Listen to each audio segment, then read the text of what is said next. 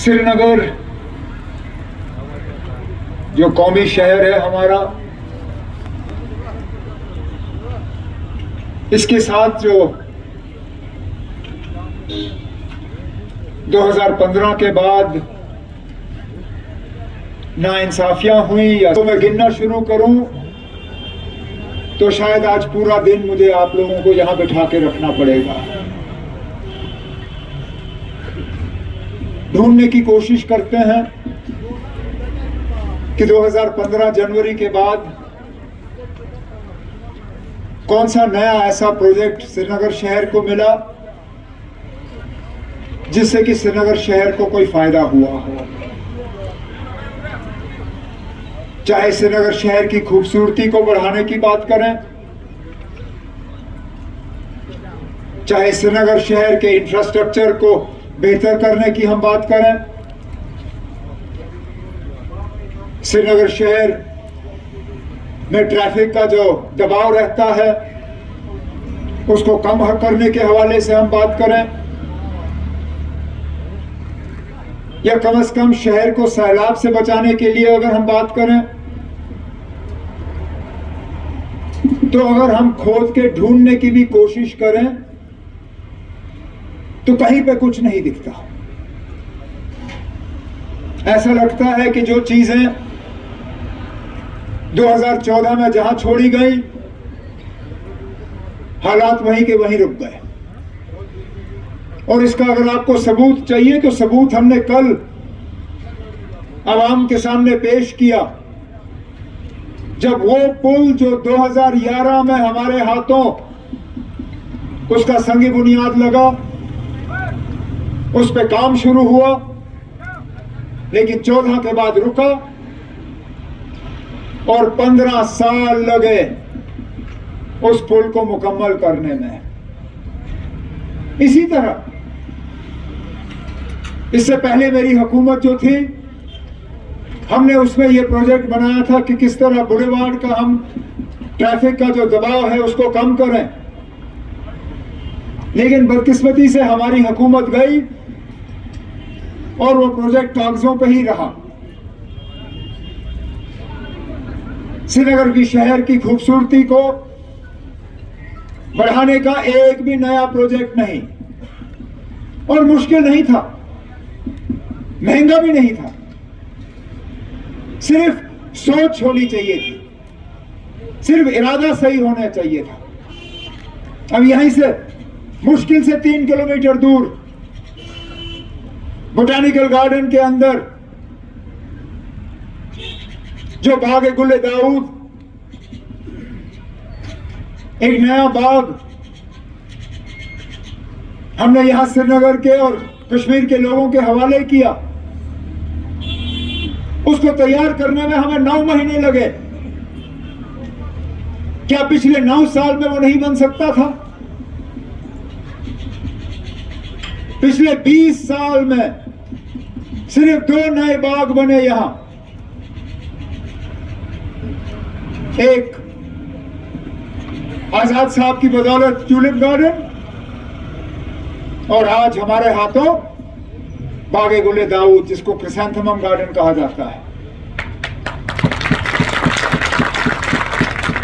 Government joint अस्पताल का नया ब्लॉक हमारे हाथों मुकम्मल हुआ।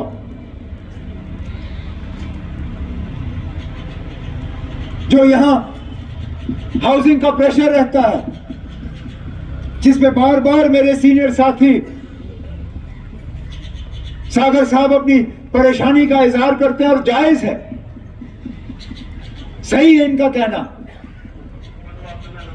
एक ही मकान में 3-3, 4-4, 5-5 फैमिलियां,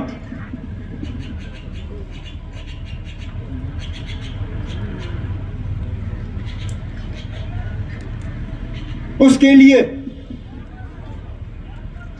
सालों साल के बाद एक नए हाउसिंग कॉलोनी का प्रोजेक्ट इस हुकूमत ने मुकम्मल किया हुआ है, और बेमिना में हम वो काम जो है दस्ती शुरू करेंगे। उसमें इकोनॉमिकली वीकर सेक्शंस, जो गरीब तबका है, उनके लिए खास इंतजाम किया जाएगा। लेकिन जैसे मैं सागर साहब से कह रहा था, हमें भी अपने तरीकों को थोड़ा सा बदलना होगा। जमीन की कमी है, हम जमीन और बढ़ा नहीं सकते। समुद्र के किनारे रह रहे होते तो दुबई की तरह, मस्कट की तरह, अबू धाबी की तरह, जद्दा की तरह हम समुद्र में रेत भर के वहां और जमीन पैदा करते। लेकिन यहां तो सिर्फ डल है, डल को तो हमने बचाना है। तो अब वक्त ऐसा आ गया है कि अब हमें बजाय ये कि एक मंजिल, दो मंजिल, हमें अब 8-8, 10-10 मंजिल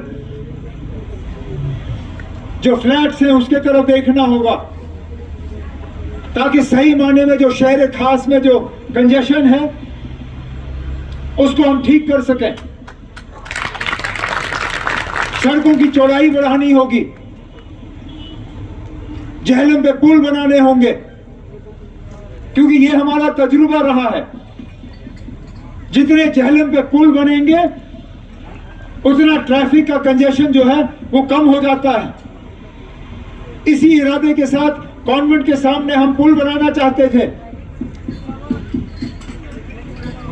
हमारे बाद जो हुकूमत आई उस पुल को फुट ब्रिज बनाया। अब डिप्टी सीएम साहब के साथ हम उस प्रोजेक्ट को नए सिरे से जिंदा करेंगे और इंशाल्लाह उस फुट ब्रिज को दोबारा गाड़ी का ब्रिज बनाएंगे।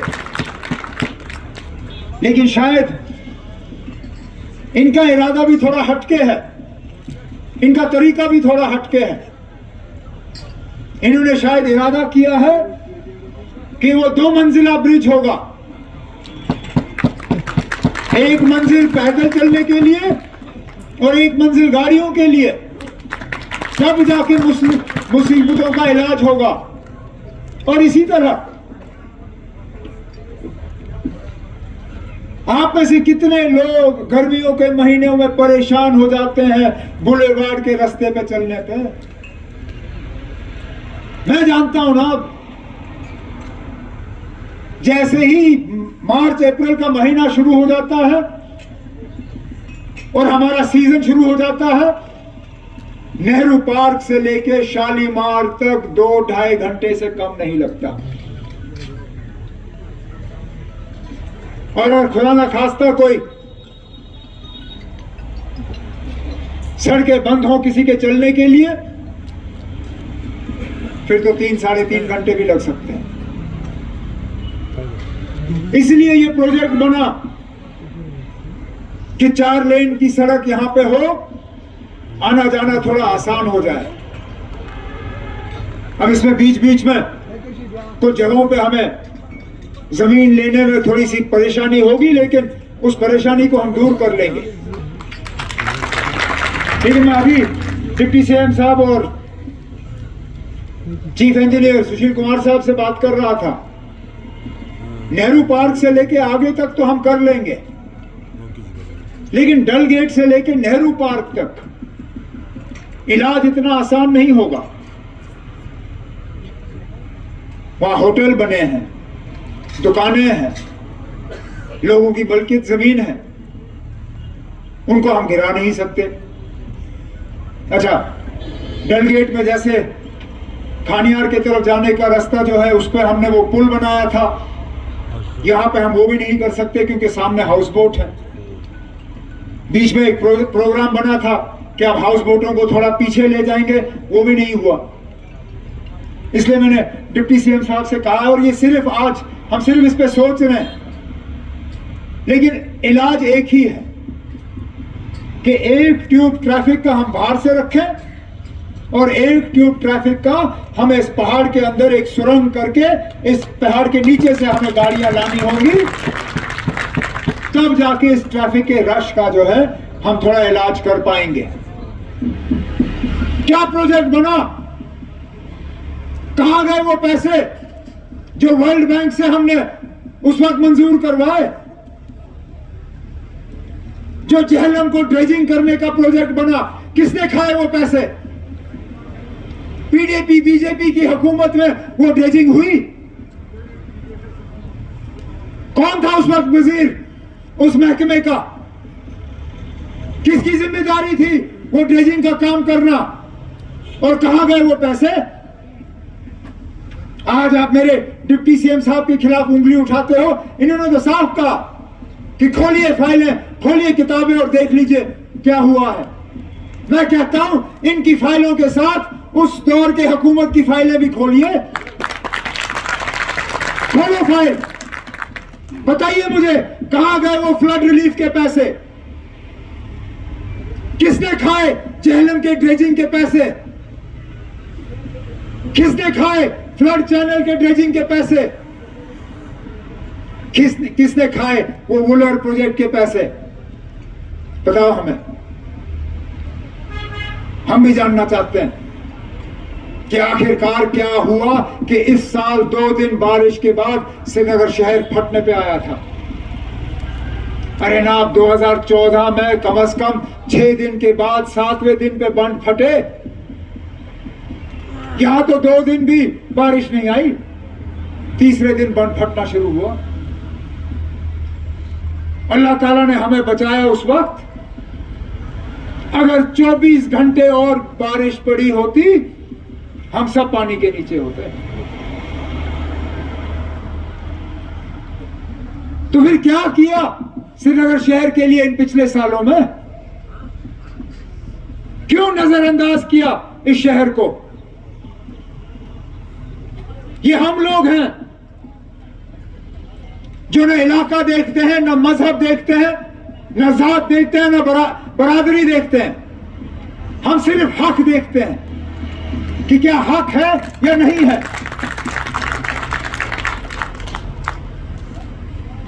हमें मालूम था कि हमारी बहनों के लिए ट्रांसपोर्ट पर चढ़ना बहुत मुश्किल हो जाता है,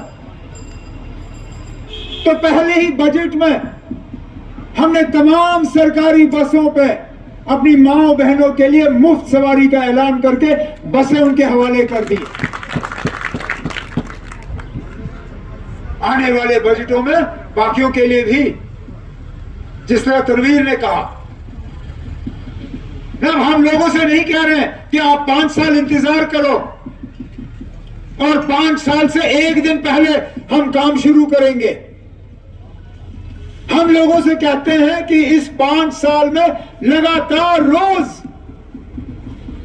हम काम करते करते अपने किए हुए वादे जो लोगों के साथ हैं वो हम पूरा करके ही अपने आप को लोगों के सामने पेश करेंगे। ये आप इत्मीनान रखें।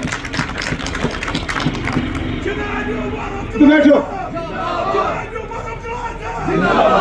जब मैं कहता हूं कि हम कम से कम मजहब और जात वगैरह देख के लोगों के साथ नाइंसाफी नहीं करते, आप देखिए ना, श्रीनगर शहर तो चलिए इन्होंने जो किया सो किया, जम्मू शहर का क्या हाल किया इन्होंने? क्या मजबूरी थी कि दरबार मूव बंद हुआ? ये दरबार मूव शेरी कश्मीर की विरासत नहीं, फारूक अब्दुल्ला साहब की विरासत नहीं, मेरी विरासत नहीं। ये तो 47 आजादी से पहले का हाल था।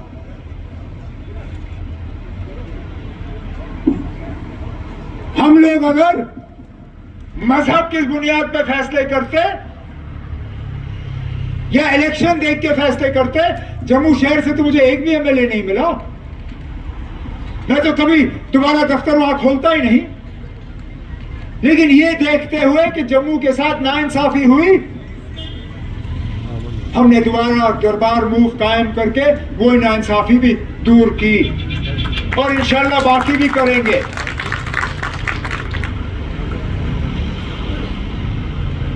बीच में हमारे रास्ते में रुकावटें आएंगी, मुझे मालूम है, लेकिन हम उस रुकावटों को भी पार कर लेंगे। बीच में हमें पीछे खींचने की कोशिश की जाएगी, हम उन चीजों से घबराएंगे नहीं, क्योंकि हमारा इरादा सही है।